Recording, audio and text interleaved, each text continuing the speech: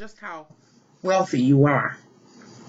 I ask you to ride the wave with me as I read this entry from the Christian Bible, the King James Version. Well, it's not the King James Version, actually. It is which one is this here?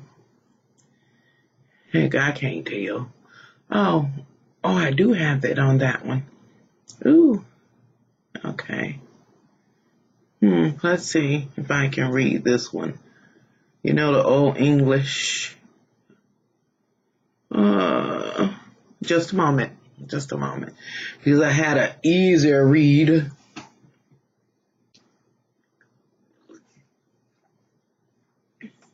Yeah, I had an easier read other than this one.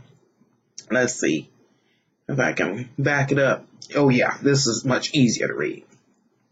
Anyway, I'm about to read Revelations 21 verses 15 through 21.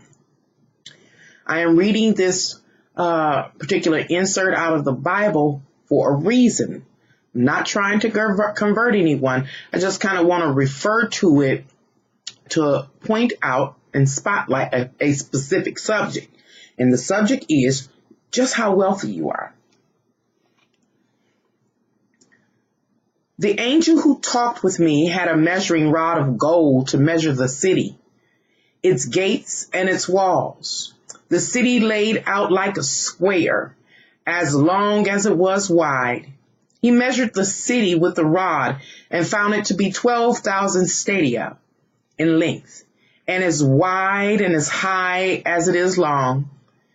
The angel measured the wall using human measurement, and it was 144 cubits thick.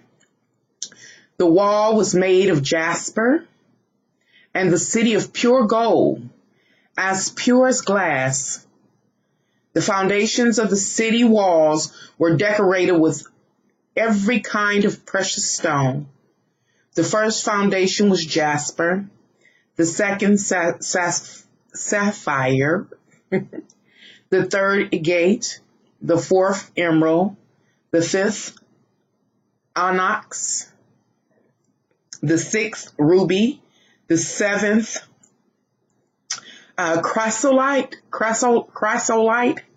the eighth beryl, the ninth topaz, the 10th turquoise, the 11th how did I say that was? How was that pronounced? Jacinth. And the 12th amethyst. The 12 gates were 12 pearls. Each gate made a single pearl. The great street of the city was of gold, as pure as transparent glass. I remember reading those particular verses years ago when I was in the church. And one day I woke up and I realized that I had just watched the prayer given by the Pope at that time. And the Pope, was sitting adorned with all of these precious stones and metals. His headgear, his breastplate is like he had on a breastplate. And you know, the Pope was an older gentleman, much older gentleman. And it looked as if he was weighed down by the weight of these precious stones and gems and metals.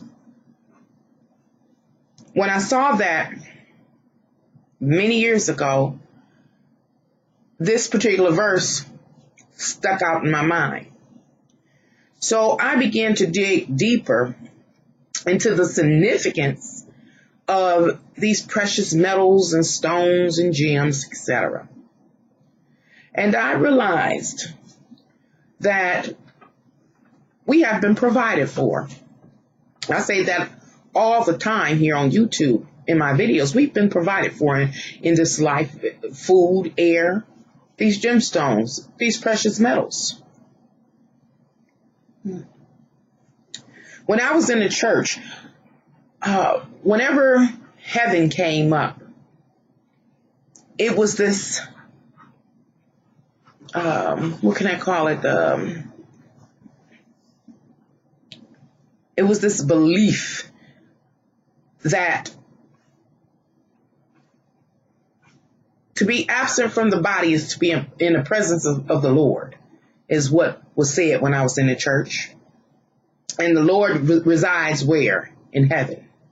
So it led me to believe that when I left this body, I would join the Lord in heaven. It also said in the final days, he will wipe every tear from the eye. There'll be no more death and no more pain, et cetera, et cetera. I was like, wow. I know that someday I'm a vacate this old raggedy body, and I'm going to be renewed and healed. I mean, the Bible has quite a few verses talking about regeneration, being in an all white garment, just you fresh, you new, you clean, you renewed. Doggone it. Do I have to wait until that time? The time of what? The time that my spirit vacates this body and joins the Lord in heaven. Do I have to wait? Because right now I'm partially blind in my right eye. My right hip hurt. My right shoulder hurt. My sacral area blown out with a ruptured hernia. Do I have to wait? So many different ailments already. Do I have to wait? Well, years ago, as I watched that Pope on TV being weighed down by his garment, so the stones within his garment embroidered, or was it inlaid in his garment and hat, I realized something. I was like, this man can barely sit up. And I mean, no offense to anybody that's in that particular religious sector, but he could barely sit up. The weight of those jewels and those metals just had him weighed down. I said, how is he even sitting? Why would these people put this man on in his seat on his throne and have him give the whatever he gives at the Vatican, the prayer at the Vatican? This man can barely sit up. He can barely hold the stuff up. Barely himself is what I thought. Say they need to let this man rest. But it really started my mind to functioning. And so I started thinking about, again, this particular scripture, these verses here. And I started researching each of these gemstones mentioned in the Bible. And what I came to understand was that we've been provided for. Every last one of these stones mentioned in this Bible are associated directly with the healing property. I've talked about it a couple of times throughout my videos. I've talked about gold. Gold is a known natural conductor. Gold is known to be able to treat the nervous system. We use gold in so many things. And yes, we even ingest gold. Of course, at a small degree, small portions. In that same video, I talked about lithium, which is a mineral, and how lithium is used in medications, also known to help with psychiatric issues. Silver is known to cause the tissues to contract and is good for hemorrhoidal conditions. How about my birthstone for Aquarius for February, the amethyst? The amethyst is known to purify the blood and to strengthen the immune system. It is also known to be able to balance the nervous system. I find that in itself intriguing because one of the conditions that Aquariuses can suffer from is a nervous condition, and it is due to prolonged stress, etc., etc. Yes, not just Aquarius, but I know that the sign of Aquarius can suffer with this condition. I want to bring something up I didn't think of until just now. And it's the Ace of Swords in a traditional Wake Tarot deck, where there are gold leaves falling from the sword. And one time in one of my videos, I did an interpretation talking about the gold leaves, the gold sheen, and it being a promise that although Aquarius is, based on their life path, will face some particular challenges in life, very particular challenges directly associated with the air energy, or someone that deals with the challenges associated with air energy is promised healing. And I pointed out or showed that the gold leaf that is depicted on that card represents that promise of healing. As I mentioned, gold is a conductor and used for regeneration of the nervous system and other neurological disorders. Now, there are so many different precious minerals too, metals and precious metals, gems and semi-precious gems, etc., etc. If you have time, look them up. Look them up. You will be blown away by how many gems, metals, did I say that right? Metals, gems, metals, minerals, etc. exist in this world. And they're all here to sustain your body for an appointed time. So why aren't we receiving healing? Well, another question.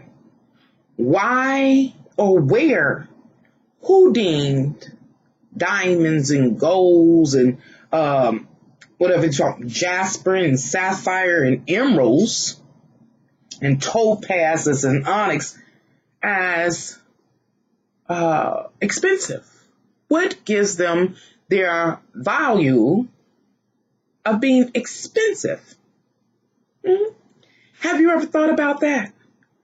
What gives these stones and these metals their value? That was one of the questions I asked myself. That was one of the initial questions I asked myself before I began to search out and look and find that all of these things have some form of healing property.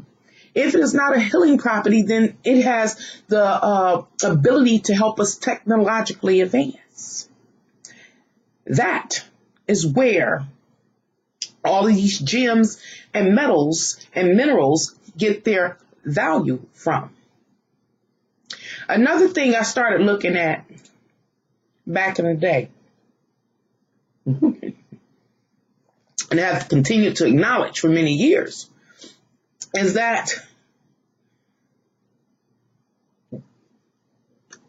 general public, general old plain Jane and Jack, Jill and Jack, I like Jill and Jack, usually don't have much of any of these things. Sometimes we have a couple of gold chains and bracelets. We might end up with a string of pearls or so. Maybe a few diamonds, something like that. But again, if you take the time to look, there are many, many stones, gems, metals, minerals, all varieties, all types of varieties. And they all focus on something different. I can't say that they all focus on something different. Put it like this. They cover everything. They cover everything. It got us. Those gems and metals got us. The entity, the person, the spirit, God, however you like to address it, universe, put them here in this realm and made them accessible to us. So why then don't we possess any of these things? Why don't we have healing? Why are we sick? Well, we know that there are some folks that exist that have hoarded as many natural resources as they possibly can for their own well-being, leaving out the rest of humanity. And the real crazy thing about it is that these special people, these particular people, we'll call them the elitists for this video, couldn't harvest all of the natural resources. It would be impossible. The natural resources are all over this planet. They're in the ground. It's in the water. It's in the air. It's everywhere. So what did they do? They came up with a system that will hire people like me and you to dig it up, excavate it, dive for it, drill for it, do whatever, and bring it and hand it over to them so that they can sell it back to us. Now, there is no legal contract that I've ever seen that said that God gave this over to any particular group of people, the elitists. I ain't see that. Neither have I seen any contract that said he handed it to any of us. Neither of us. All of us. I do know that there's a scripture in the Bible that said God gave Adam and Eve dominion over this earth. I do know that.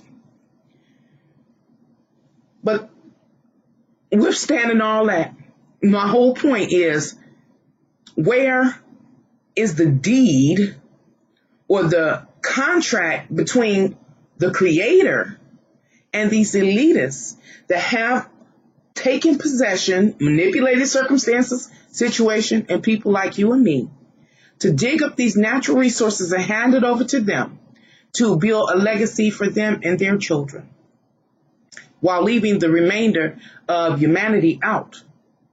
Well, I guess they're being fair. They gave us some paper, some fiat. And then they want it back so that we can get a small portion. Anyway, I didn't come here to fuss. I just wanted to point out how wealthy you really are, how wealthy I really am, and how healthy we could be. Now, as I was preparing to do this video, I started doing some research. I'm tired of researching. I'm tired. Too much reading. I'm tired. But I did end up seeing this image. And it was a person that was stretched out, and they had all of these different stones running up and down them all over them. Getting some form of therapy, lining some chakras up or something. But it's my belief, but who am I, that these stones, for example, these gems, I don't think just a little sliver like I saw laying on the person, up and down, all over, all these little gems, can move mountains, I'll say. Heal to the extent that it's done with and over, whatever the issue is. I do believe, though, that these gems can heal, but they're kept away from us. I believe that we always get just little chips and pieces, where it is possible, this is my theory, of course, it is possible that if slabs were cut out, like big what do you call them? Pyramids in Egypt. One of those slabs, one of those big brick, what do they call them? One of the huge brick slabs, something like that. Maybe not even that large. If we could lay upon a bed of, let's say, a sapphire or emerald, fresh cut out the ground, laid out in the sun, warmed up, that we would be healed. If the pharmacist or the chemist, now alchemist, can take some gold and transmute it into a medicine that helps with the nervous system, as well as just about any of these other gems, minerals, or gems, minerals, or metals, then I'm sure to be able to lay on a hot or warmed, work with crystals and you leave them in the sunlight and they capture the heat, the warmth. To lay upon a bed of that, maybe encased in it for an extended amount of time, will heal ailments. As I mentioned, I didn't want to go researching and get all into it. I just wanted to throw that out there to let you know just how wealthy you really are and how we have been bamboozled out of our healing and out of our wealth. All of these precious metals and gemstones and minerals, I repeat, have been given their value based on what they're capable of doing for man, period. I hope you take some time to kind of research the properties. This is metaphysical. This is the metaphysical department. I ask you to take some time to research the healing properties of precious metals and gems and semi-precious metals and gems and minerals, etc., etc. Not only look at their healing properties or how they're capable of assisting man in living longer and more efficiently. I want you to also take time to look at the value of the things that you end up researching. Look at the price of any given substance per unit, per gram. After you get through with your research, write something below. Tell me, what do you think? If a gram of something in particular costs $100,000, why would that substance, 1 gram, cost $100,000? You better bet it can heal you. It can heal me. And if it can't heal us, then it can definitely make sure we live in this realm more effectively. Just throwing an idea out there. Until next time, for Can Angels Fly? Bye.